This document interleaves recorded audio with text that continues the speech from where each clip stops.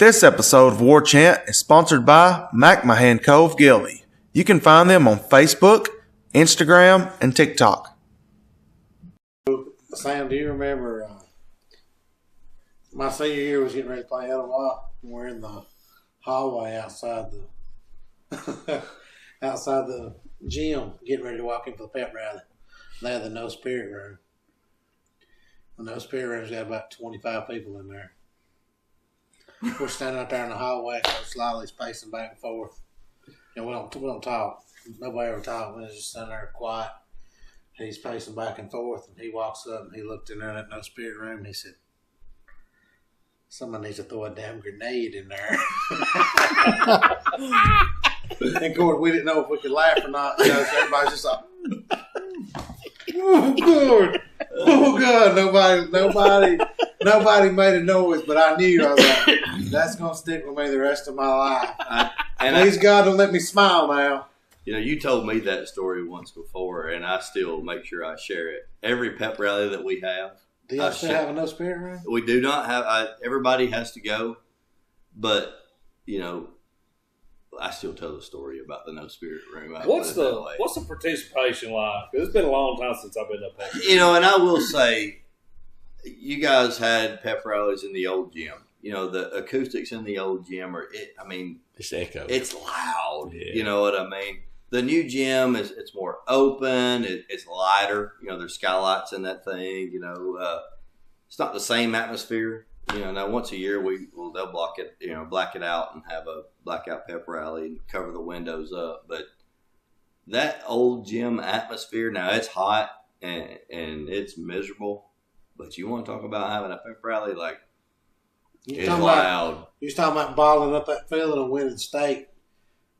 If you could bottle up that feeling of walking in a pep rally and seeing the bleachers absolutely full of kids and everybody's doing the chop in unison, the cheerleaders are dancing, the band's loud, and you feel all this emotion, but we couldn't talk. You couldn't say nothing. You weren't allowed to go, "Let's go!" You know, you just had to walk, and you just feel it trying to take over your body. And you just got to go over and sit down and watch. That's what I wish I could. I remember standing there lined up at the door, and you're just waiting. Like I say, nobody's talking. You got your jersey on, and the band, the drummers start to go in that cadence, and you know it's about to start into the war song. Yeah, ain't nothing like that. Woo! Well, just talking about pep rallies, one of the pep rally memories that I remember we walked in at Scottsboro Week. Lights go out, and we're all sitting there. I mean, it's just the crowd. Everybody in there is just deafening the noise. And I remember Warnie coming in, and I can't remember who was with him, but that's carrying that casket. You know, and they're walking in. Of course, Warnie had a way. He could work the crowd as the chief. I mean, he killed that role. But he's coming in there, and I can remember Justin Thomas is sitting right beside me. And just all of a sudden, about the same time, he grabs me by the leg. And it felt like his thumb and his finger were like touching, and I had him by the jersey. But it all kind of happened at the same time, you know. Just that, you can't top those kind of moments. But I haven't been to a pep rally in a long time. I don't know what a pep rally is. I ain't been to one of those ever. Swear. Pep rally. No, they're still good. I'll say this. They are still good, and we still have great participation, you know, and this is not a plug because I'm still there or anything. Like, here's the thing. I'm the best there ever is. Yeah, like, I'll say this. I wake up in the morning. And we'll take this to the second generation thing that we've all talked about, you know. Owen's daughter she's his first time second generation student. He's got 2 more coming, but, you know, she does an awesome job. Like, she's a chief. She loves. She can't play football. You know, if you follow her on Facebook, no day at school seems like a regular day at school. Right. Like every day is like something. So that's what and I try to tell them all, hey, look, like, dive into this thing. Like, this is it. You know, I try to tell all our seniors, and again, not to get too, into the school aspect of it, but it is still a school. You know, every first day of school, I try to have the first day of school like I had the first day of school, you know, and like he had the first day of school. Your dad. Yeah, like I try to do the same thing. That's all I know. So all you know is all you know. And I always something different that I try to do, and I don't know. They may have tried to do the same thing. I don't know, but I try to meet with the seniors. After I let everybody go, I have a meeting with the seniors, and I tell them, look, like, dive into this thing. You know, it's going to last 9 months, and it's going to be over. And she's bought in. You know, she's been a chief, and that's all you can ask for. You know, and that's what I tell all of our students. Like, hey, yeah, this is it. You know, like that's what we talk about when we're old. It's what we, you know, whether you like it or not, this is where you come from. So you can't ever don't ever forget it and make the most of it. And she's done an awesome job of keeping those pep rallies like at the highest maximum that you can keep it. You know, when she was little, she played basketball. She cheered. Yeah, she cheered 1 year middle school, but she's never been one to like get out and do those things. She never played softball or anything like that. But you know, and she's always it seemed like she kind of come out of her shell, so to speak. But I have enjoyed watching her be a senior, as hard as that is on me, because you know it don't seem like that long ago she was born. You know, I mean that's his daughter, but that's my niece. That was my first nephew I ever had. Yeah. And I think it just comes from him, you know, like he's a chief. Yeah. So like she just has no other option other than be a chief. You know, she's not going to go out there and take snaps at quarterback or anything. So that's the only. This is how she goes. But it just goes to show you don't have to play any sport to be a chief. Right. Leave your mark. That's it. And she loves it. She is a North Jackson chief through and through. So I can tell you a good story and. Kind of, I guess it just goes along with the rivalry, but you know, she's the one that made the sign for the South Pittsburgh game, where it said "missing." You know, showed Coach Jones, and like it went, big time went viral for around here on social media. So she got contacted by some of the kids from South Pittsburgh. They were wanting her to bring a bunch of North Jackson people to the game when they played Murfreesboro, wasn't it? Oakland. Yeah. Murfreesboro, Oakland. So she told them they had come up there. Well, they went up there and they sat on Oakland side. It cheered against it, but I thought that was kind of fun. You know, they hit us talking about her and how fast things go. Remember, we met one time this year for an away game at the high schools. I was out running around. We just met at the high school. Remember, you parked in her senior spot. Yeah. And we were both like, wow. You know, she's a senior? Like, whoa. Made that age show up a little bit. It goes quick, and then there earlier, you're talking about, Millie going into 9th grade, like I almost got up, punched you in the face. Just natural reaction of it catches you off guard. How fast? And all of it goes by. Like I still, Josh talked about growing up and us treating him like a little brother. I still remember taking you and Bucket crow hunting. Yeah, and took y'all, hung out with y'all, and showed y'all a bunch of things. Probably some stuff I shouldn't have showed you. Probably some things you've done with me that. Chief and Miss Ann wouldn't be particularly proud of, but that's part of showing you the ropes. Now, right? Sure. Yeah, we might have gave you a cold one here and there when you shouldn't have had one. But if we did it, we was at the bus. We was off the road. We showed you how to do stuff, but do it safely. Yeah. Do it the right way. You know, we weren't trying to get you out and get you in trouble. We weren't trying to get you hurt or get you killed, nothing like that. But you were always like a little brother, and now to me, like. I still catch myself seeing you around the school, and it like hits me again. Like, Josh is the principal. Like, how's it? He's old enough to be the principal. I still, you know what I'm saying? I don't see myself. It's crazy. When I was in high school, a 40-year-old man was an old ass man. Now I'm a 40-year-old man. I'm like, whoa, I'm ready to be an old ass man.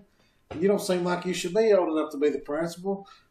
I feel like my daughter should be old enough to be getting ready to go to 9th grade. And I'm like, I even had a conversation with her the other day about how, when you got 4 years, watch what these kids are doing, coming to the basketball games and stuff, hanging around the sports you don't play, just to hang around, just to be around, just to absorb what's going on. Something crazy might happen that night. Yeah. And you're going to miss out on it if you wasn't there. Don't just click up with one little group and miss out on stuff. Don't just, if I could go back, I wish I'd have played some other sports and did something else. I was all football. But I wish I'd have done a little more. I feel like my high school experience could have been a little better, which it's a lot different now. I will say this about high school now. I feel like your high school now and what y'all do, y'all are so focused on the kids and making the experience more of an experience where, not knocking the teachers or anything we had back then, but back then it was just, you go to your school, you go to your class, everything was just military type. Yeah. Like even with football, we never even stopped and took the time walking on the practice field or nothing to just enjoy it. Yeah. Get your ass out there, get in your spot, we're fixing to stretch. It's time for practice. Yeah. I mean, I watch kids now walking on the field, and they're like all relaxed, and even in the middle of games, they're all relaxed and talking, and I'm a little envious of them, especially doing the radio. We get to watch it up close, and I'm like, man, these kids are really enjoying their career and their last few minutes, and I don't know if we did because I was just so pressed. Well, you did. You did because you're doing this. Well, and that's why this is an example. Doing this and doing the radio, man, it's kind of like having a second chance, and that's why I talk to as many kids as I do with us doing the radio. Is I'm like, listen, you're.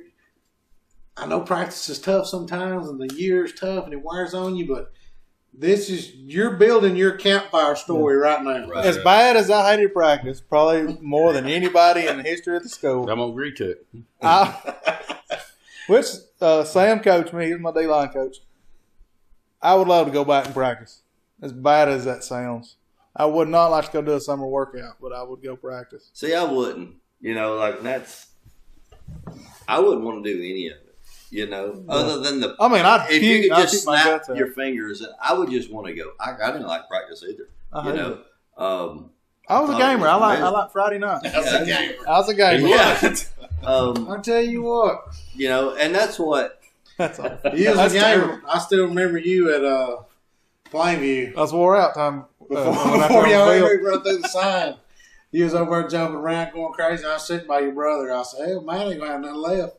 By kickoff, he's done cussed everybody from Plainview. He was jumping up and down the third sides, talking junk. I said, "Hell, he ain't saving nothing for the game." And that's what that's crazy. Which is it just shows you the different types of players that you can play with. Play with Matt, and and this guy. He's one that you would want in your corner. He's going to give it everything he's got whenever his number's called.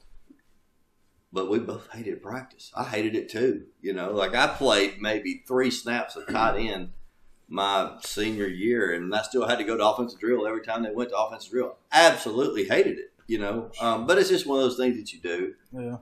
Probably made me appreciate everything a little more, And that, we talk about the high school experience. It is what you make it, right? You really did enjoy those times. Like Coach Houston said, you enjoyed it. It's cut a little different now. And I'll be the first one to say, if we cut it the same way that we did back then, I don't know. I don't know what we would feel because, and we've talked about support, And they've changed the rules on us some. If you had 20 days to get 15 in and you go 15 days in a row, full pads, you might not fill the team. I don't know. Maybe you would. I can remember being in the weight room, and I still remember it like it was yesterday. Being Blake Cooper, our starting quarterback, okay? He had waited his whole high school career being the starting quarterback. So you talk about somebody that's hungry and ready to prove his worth on a team. I can remember us being in the weight room by the water fountain, the one water fountain that all of us have, right? And him saying, I'd quit right now if I knew my daddy would whoop my ass when I got home. And me too. Mine's sitting up there at the building right now, and I swear to God I would too. I can remember it. I'm telling you, I don't. Gerard Coach Stafford. I ain't gonna be the first damn one to quit, but I'll be the second. Let one go. Hey, when he said it, I felt it. I really mean it. Like he was right. He'd have quit that day if he knew that his daddy wouldn't have said, because Cooper just lived a mile from the school. Yeah. If he'd have went home before his dad knew that he was ready to be home and his dad would have been there, he'd have said, "You can turn your ass back around right now and go finish the workout. You ain't quitting." And I would have done the same way. Hell no, get your ass back in there. I can remember this, which was I was going my transition from 8th grade to 9th grade, which we'd already went through the spring with y'all.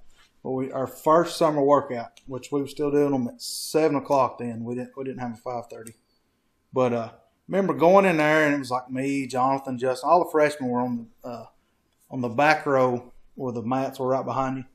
We were sitting there. It was all nervous as hell, And I remember Josh, and I specifically remember Josh, and they was all sitting around talking. And he was like, "Man, it's going to be bad." And I remember thinking, "Oh, shit. Damn, it's really going to be bad on me." I wasn't much of a runner. But it was bad. It was so bad. I swear, like it really was. One thing that I always ask myself, all right, so I had a year there that we didn't do a whole lot. And that's not to criticize any coach or any I'm not trying to down anyone, but anything would have been like not a whole lot compared to what we just went to. Okay. That's right. So I didn't know what to expect.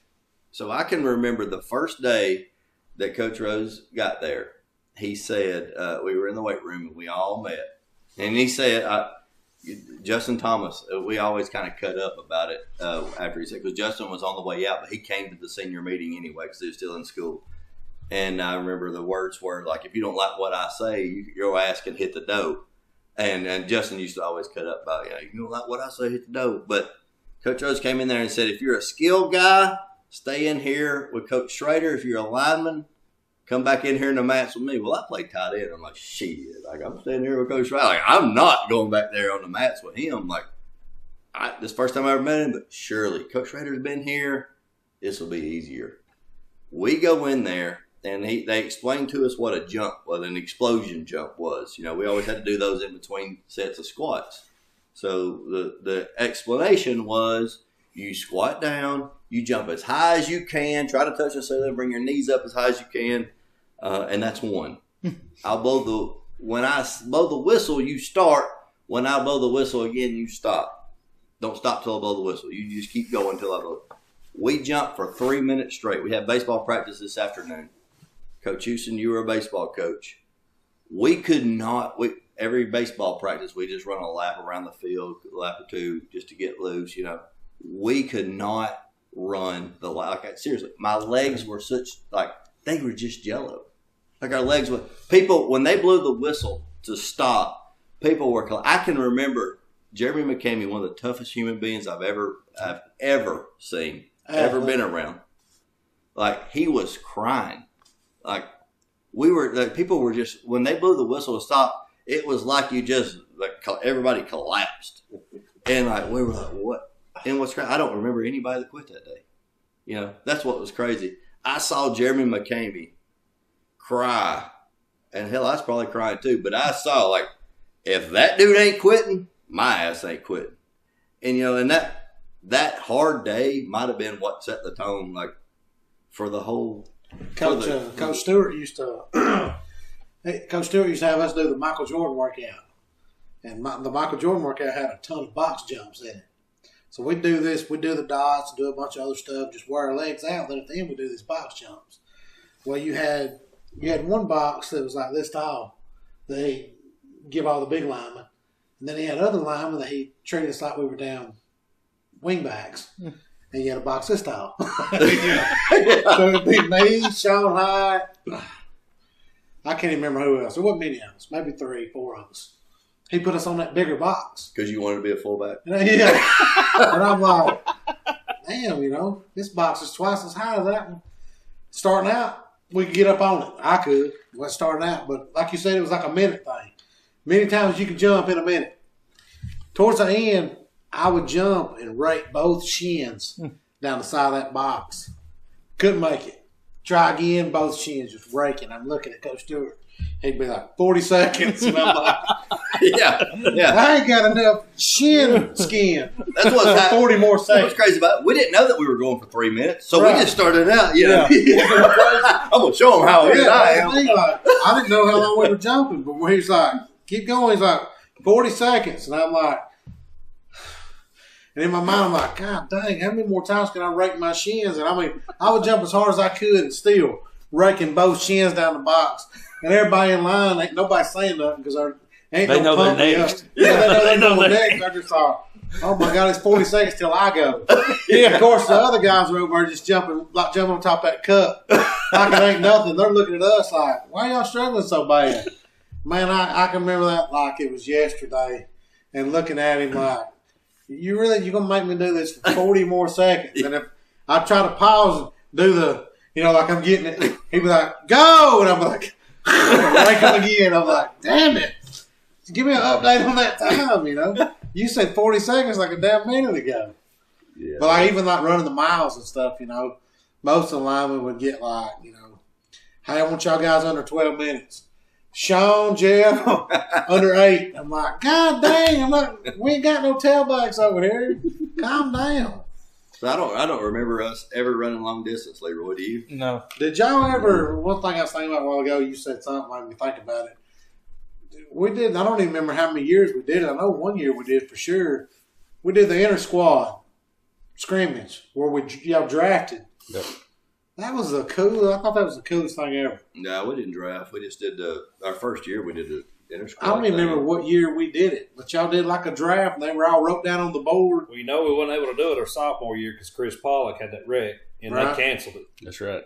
That's a name that I hadn't heard in a long time. That's exactly We right. did that. We did it our junior and senior year because I about had a heat stroke my senior year. It was like 150 degrees out there that day. And I remember, of course, we were thin at running back.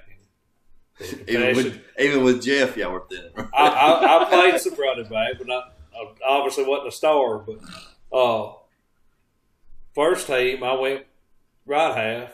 Second team, I went left half. I was on the first team defense. This is all during the spring. So I don't come off the field for like the first 3 possessions. It's hot, and everybody else is kind of getting a break. I remember coming off the field, and I was looking at Mr. Smith. He said, "You all right?" I said, "It's hot." And by the time I went to a knee, he said, "There ain't no sweat on you." And I was dry as a bone. But I can just remember that and kind of feel a little woozy. But man, it was hot. Yeah, I'm not sure that Coach Houston. Now, I will say this: every coach that I ever had loved us with every ounce in their heart. Jab coming. Yeah, that's But coming. there's gonna be a but. But Usually it's a jab. there's not one bit of sympathy that they had for it being tough out there. Like, No. I remember us, Leroy. Do you remember this? Your freshman year.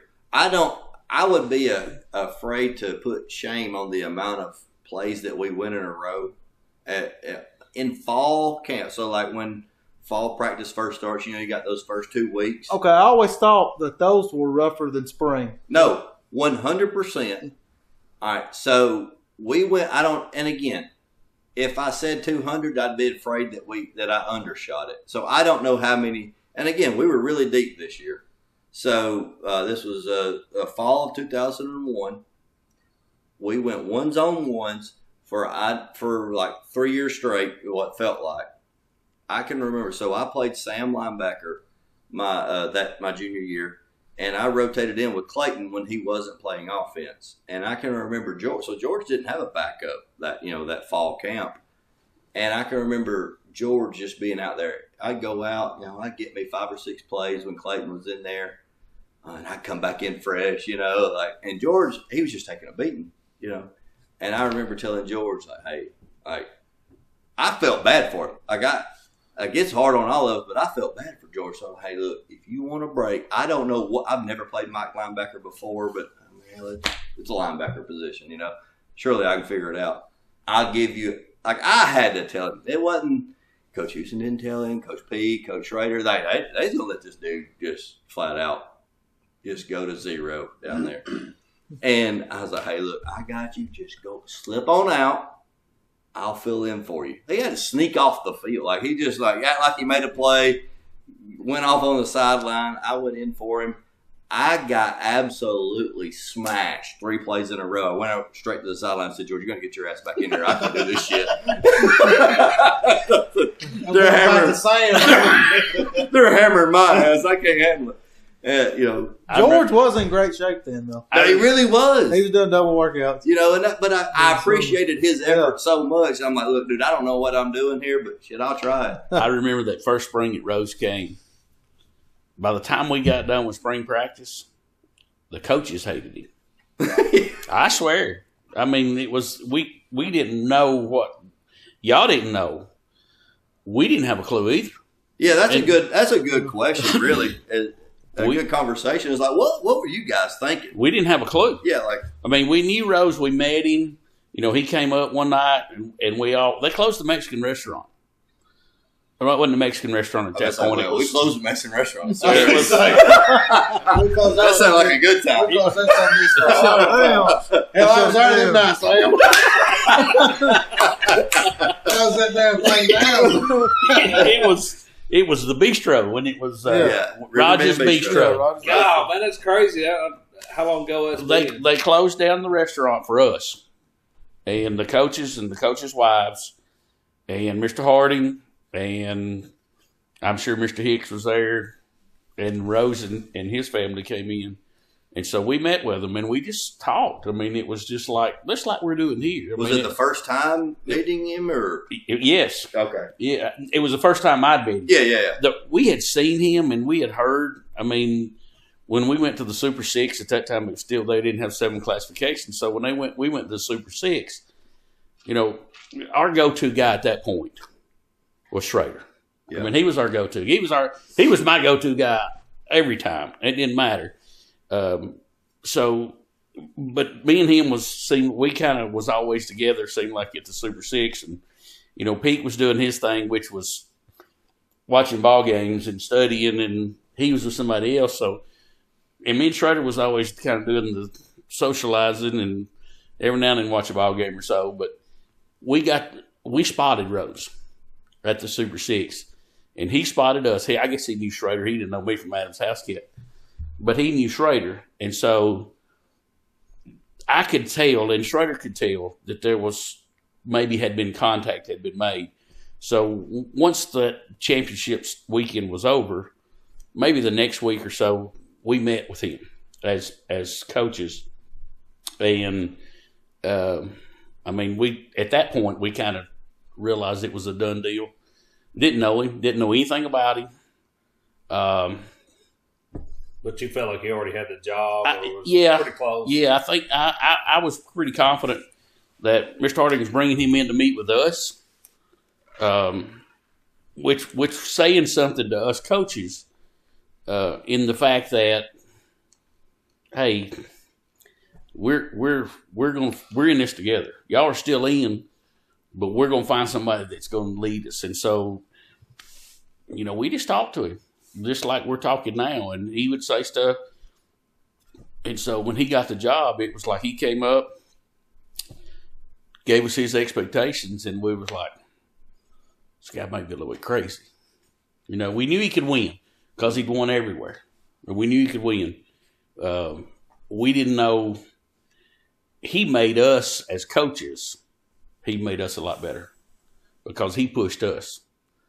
One thing you never had to worry about with Rose, and once you got to know him, one thing you never had to worry about was y'all were talking about earlier about, you said it, about you all of your coaches, and all of your coaches and you said it, all of your coaches loved you. You never had to worry about going into a battle. You didn't have to worry about it with Lolly, but you didn't have to worry about it with Rose either. I mean, and the thing that they were so different. Those two guys are so different. Lolly would push, but Rose really pushed. Not that they worked any less, because Lolly worked as hard as anybody I've ever worked for. But Rose worked hard too. But it was a different kind of work that you had to do. Rose was more of a hands-on, you're going to be in there, you're going to do this, you're going to do that. And one of the things that I remember him saying to us is when he first got here was, the kids need to hear your voice in the weight room. And so it took me a minute to try to figure out what he was talking about, but it made sense. If the kids are hearing your voice in the weight room, then you're working with them. You're working as hard as they are. So if you work hard, then they're going to work hard. And it translated to when we actually got out of the weight room and got on the field, it did. You know, we could have asked y'all to do whatever. And even when you was playing, your coaches, you know, and because of the work that we put in with you, you would have done it. Hell yeah. You know, I mean, it was, you would. It's still now. If you call me tomorrow and wanted me to do, I can't tell you no. Right. I don't. For one, I was raised right by good people, you know, and I was raised for respect. And I was raised up around a lot of good men. Right. Not just necessarily coaches, but, you know, I was raised around a lot of good men. Mm. And, you know, the old saying is, you surround yourself with good people, good things happen. That's right. I firmly believe that in all aspects of life. I never went into a ball game that I can remember, ever. Even playing some of those great teams that we played, with me might not have been so good. I never stepped onto a field on Friday night thinking, we ain't got a chance. Me neither. I mean, I really never felt that way because, and I think it was because, well, for me, I don't know about everybody else, but personally for me, when I was actually coaching the guys that I coached, I knew what they were. I knew what kind of people they were because I'd pushed them. And I had pushed them, and I had pushed them and pushed them and pushed them. And so I knew they wasn't going to quit. Yeah. I knew they wasn't going to stop. And so when we stepped out there on Friday night, we was going to war. Yeah. And so I didn't have to worry about if Matt Leroy was going to show up and play. I didn't have to worry about if Brent Burton was going to show up and play, or Chris Castle, or Chris Holcomb even. I didn't have to worry about them. They were coming. Jeremy McCamey. All those guys were coming. Every one of them that ever stepped on the field for me, I knew good and well that it was on. You know, and they was going to fight until that last whistle sounded, no matter what. No matter what the score was, when it was over, my guys was going to be. And it wasn't just my guys. I'm not saying it was just my guys, because it wasn't. It was everybody. That was kind of the mentality that we had at that time, is when you stepped out there, it was go time. And you was going until it was over.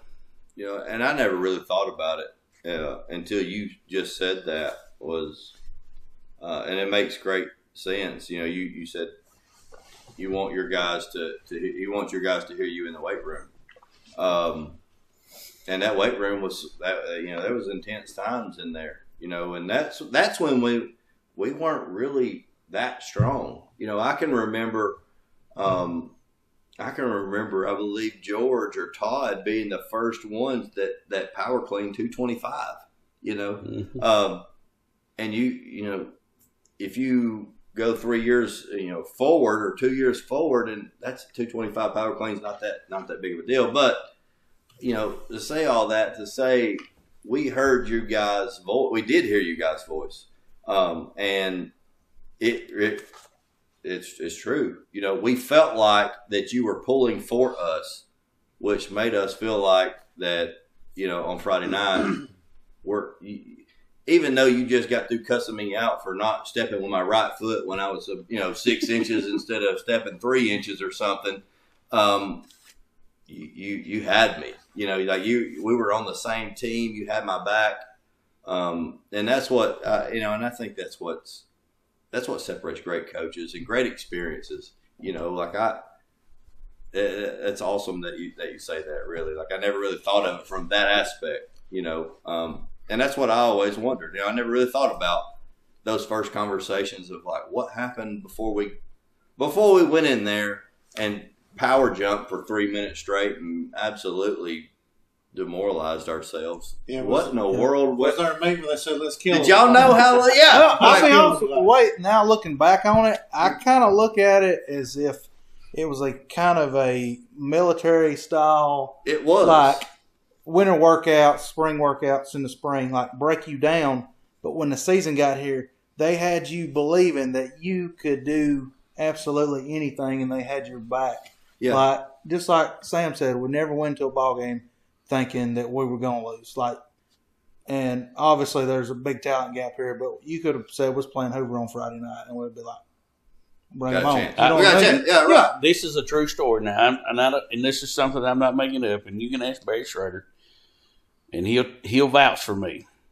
And we had gotten put out of the playoffs one year, and he and I went to Hoover to watch Hoover play somebody. I don't even know. Well, they trotted out 100 kids, you know.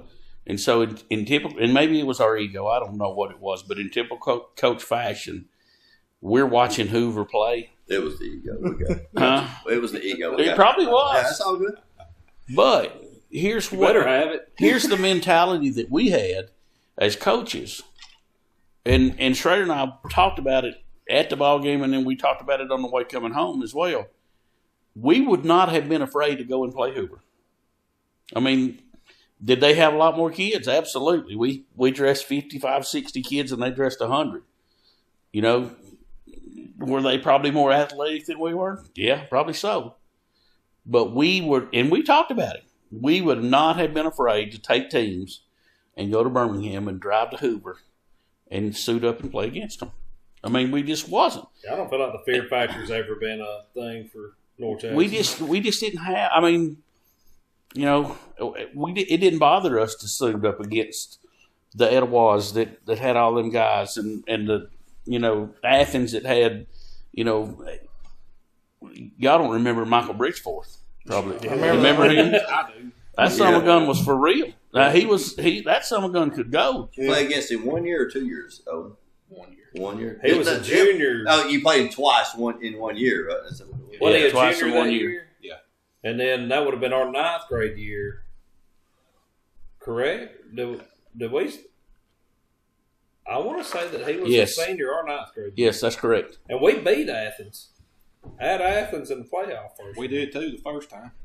Yeah. Not the second time. Yeah. But didn't Kenny run him down? Kenny Hawkins. Here's another true story for you. Guy, and I can't remember what the guy's name was, but he coached at Notre Dame. When the year, Lou Holtz? No, it was when Lou Holtz was at Notre Dame. It was one of his assistants. He came to the field house, was watching film, when I walked in Coach Lolly's office. I seen the guy in there, and I turned around and was going to walk out. Coach Lolly said, "You don't have to walk out. We're just watching film. Come on in and sit down with us." So I go in, and I'm sitting down, and Lolly's got the Athens tape on. And Kenny must have played really well that night or something. And so he's got the tape on. Well, Kenny kicks off. Bridgeforth catches it, and he goes to break, and he's breaking, and Kenny runs him down from behind. And the guy stands up. "Coach, I need to use your phone." I mean, you can see his eyes are just, sure, there it is. So he dials the phone up. "Coach, this is Coach Holtz. This is so-and-so." What I can't remember what the guy's name is. Said, "I'm in Alabama at North Jackson High School." And he said, "I've just seen the biggest, fastest, white SOB I've ever seen in my life, and we got to have him." And so they offered Kenny. I mean, they offered him. But that's the kind of people that we were never afraid to play against. You know, the Bridgeforth, and we just never had no fear of playing anybody. I mean, I can remember. And most of that was because of y'all. Right. I mean, because y'all gave us that. Y'all gave us the ability to walk in. You know, all we did was kind of steer you in the right direction. Y'all developed the mentality that, hey, we ain't scared of nobody. Yeah, I would agree with that. Like, it's not what we, you know, and look, we've all had this conversation, and there's all been plenty of, my ribs are still bruised from all the 4A, 5A jokes that I've gotten.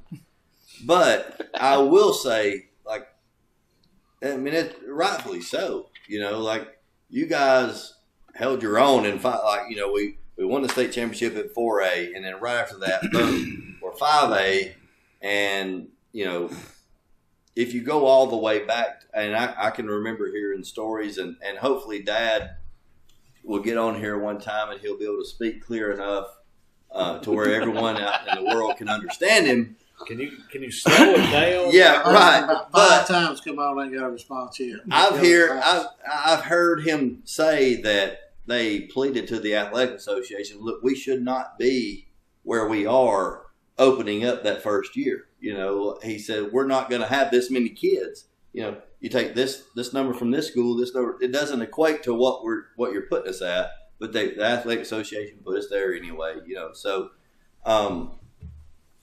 right or wrong, should have had Madison Academy plead that for us.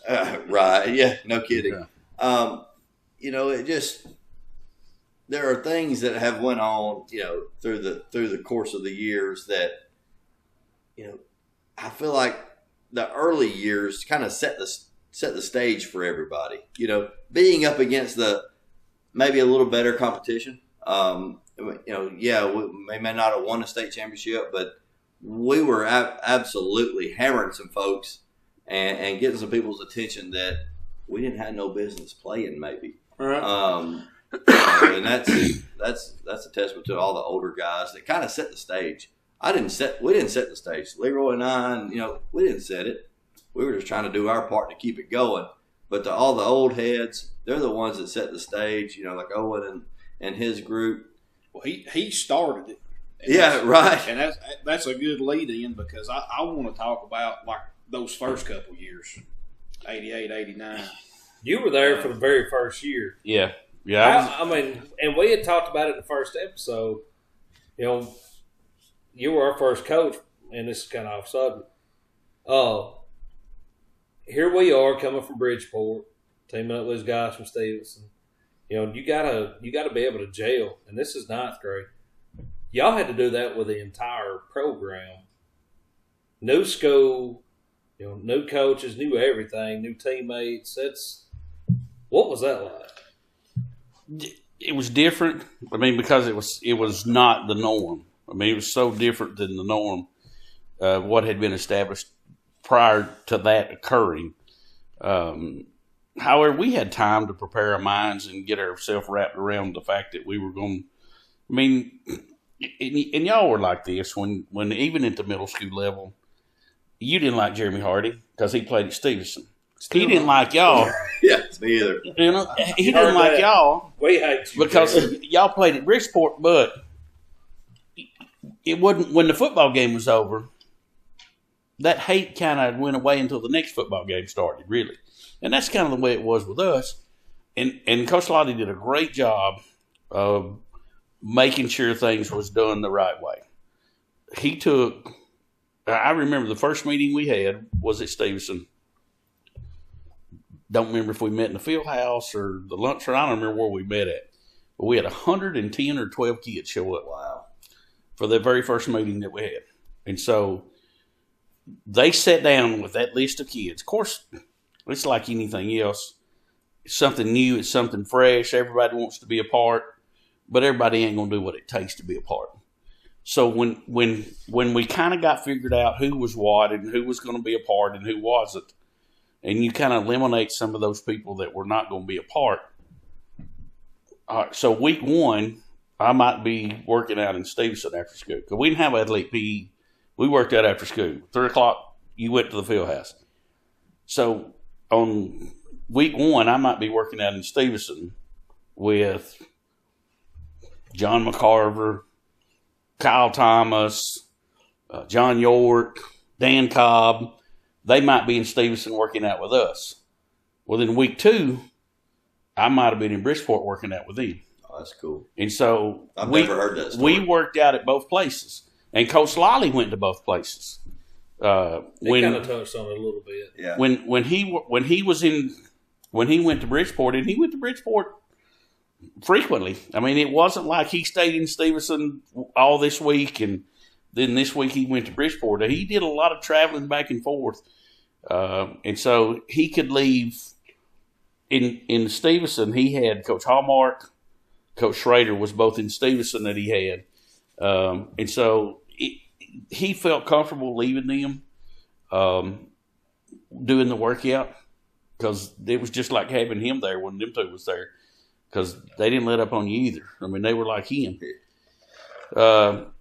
So, when we come together that spring, we had already blood, sweat, and tears together in the weight room. I mean, we'd already worked together in the weight room that first spring. We already kind of knew each other.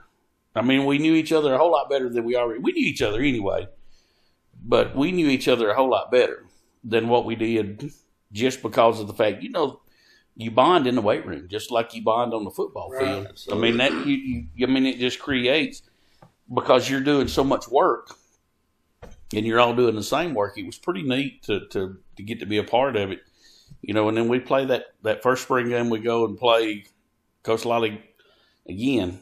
And I think this is where that mentality that I have got come from, was from him maybe. He goes and jumps on Gadsden, who had won, I don't know, they were 5A or 6A. They were 6A, I guess. And I think they were a year or 2 years removed from winning the state championship when they had, I mean, they were good. They were really good. And so they come up, and I remember watching. I remember seeing the crowds was just at Stevenson. They were the old bleacher, the visitors bleachers at North Jackson was the home side bleachers at Stevenson at the time. And so both sets of bleachers were full, and there was people standing on the hill. There was 2 or 3, 4 or 5 deep, maybe even around the fence watching, because it was, and I really feel like that night, with us beating Gadsden, even though it was a spring game, and maybe the fourth quarter we score a touchdown to go up 21-14. Maybe I don't remember the exact.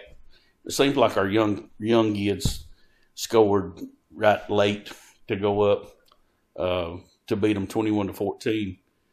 But I really think that night kind of opened people's eyes, and they thought, because nobody thought it was ever going to work.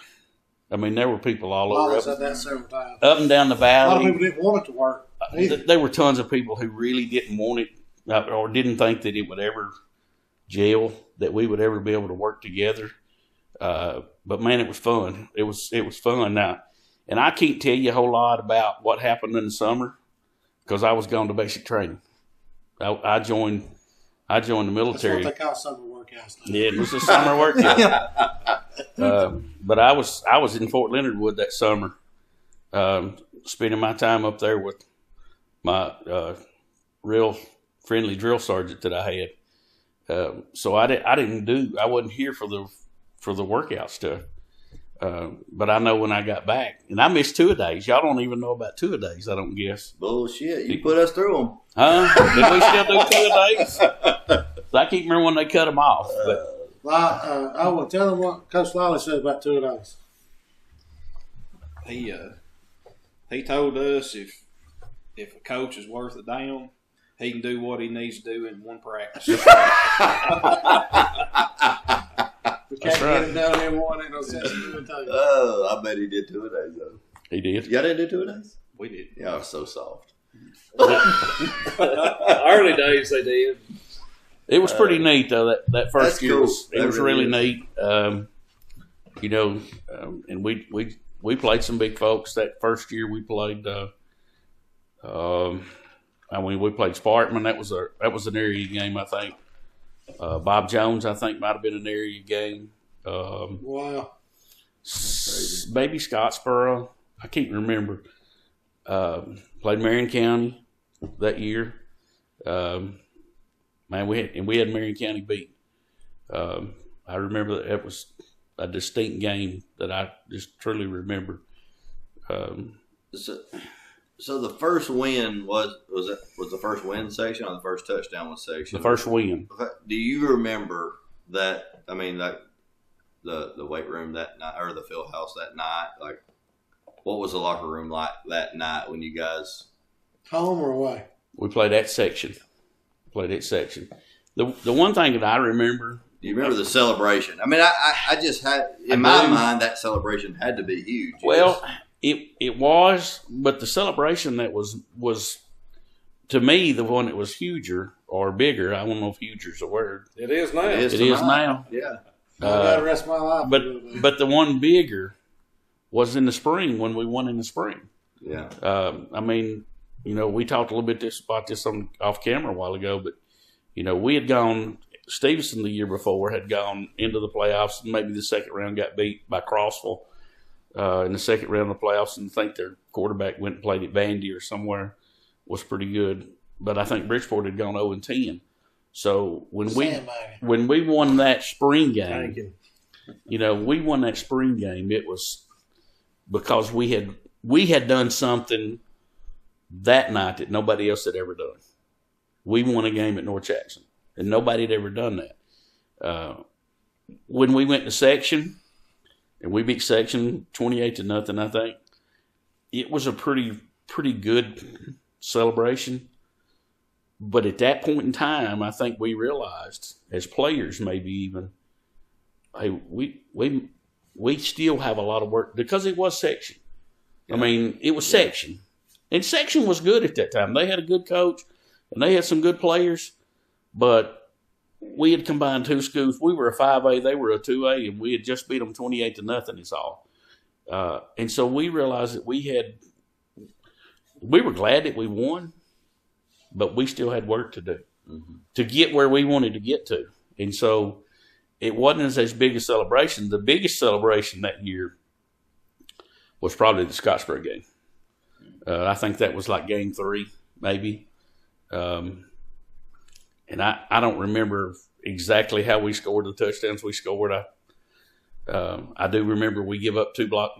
We had 2 block punts that night against us, and that's how Scottsboro scored their 14. And I remember us kicking a field goal with no time left on the clock to beat them 17-14. Chris Hollifield kicked. He kicked a field goal. I remember Sammy Matthews being real instrumental on the final drive of the game to get us into that field goal range. And that night, and he was a running back. I remember Coach Law talking about that. And that's what's our big fullback that we had several years? AJ's uncle. Okay. That's he got healed in front of your house. Yep. He in a car wreck. Dad, that sure did. This would be Momo's great uncle. Who? So that was a question I was going to ask, because I remember John York was the tailback. He was. I couldn't remember if Doug was the fullback. Doug was the fullback that night. Mm-hmm. What did Sammy play? Sammy was most of the time played corner.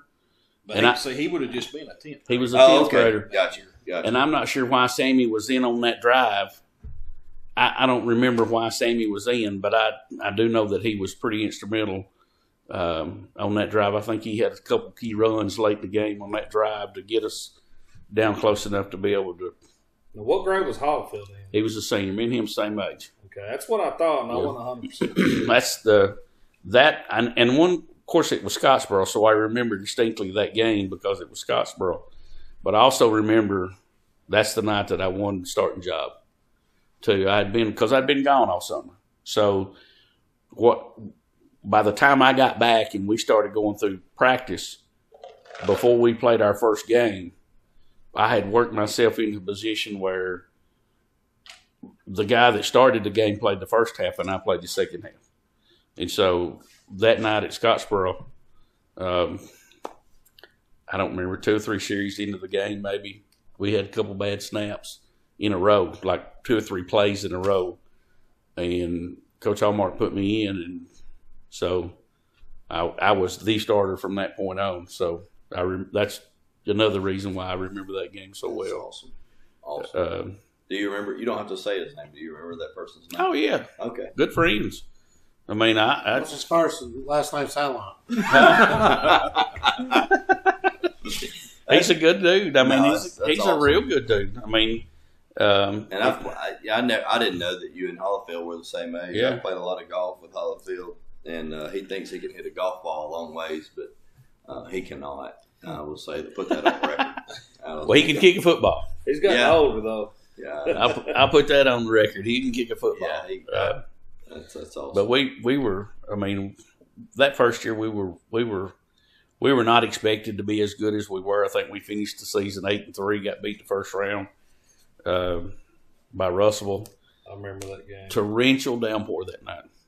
I'm talking about. Only got beat by 4 points. Come a flood. That was at Stevenson, right? Yeah. First. Yeah. I think I went to every game that first year. It come a flood. I think there was 2 games in the state of Alabama that night that actually got to play. And the reason why we played, and I didn't realize then how important it was until I got to be a coach, but the reason why we played then was because it was wet. And because their running back was really, really good. And so he was really, really fast. And we wanted him running on the wet track to slow him down. So I think that kind of falls in line with that we did to Bridgeport team. Athens my senior year. The first game, we beat them 8-6. Oh my God! I'll never forget tornado. It seemed like I got the first time I ever I was leaning up against the door frame, coming out of the field house. Wasn't it delayed for a little bit? And lightning struck. And I can remember feeling it in my hands. And of course, I thought I got struck by lightning that night. But that had to been the best shape our field's ever been in, because that was the biggest rain I can ever remember in a game. But I don't really remember the field just looking like it should have. I mean, it wasn't terrible, but it over around the sidelines, it was. But it rained. I mean, just waves of rain. And I don't want to get away from the early days, but I'll just throw this in that was the first time that Kenny run Bridgeport down. So everybody kind of thought that the field conditions was what allowed that. So we go over there in the playoffs in the second round, perfect field conditions.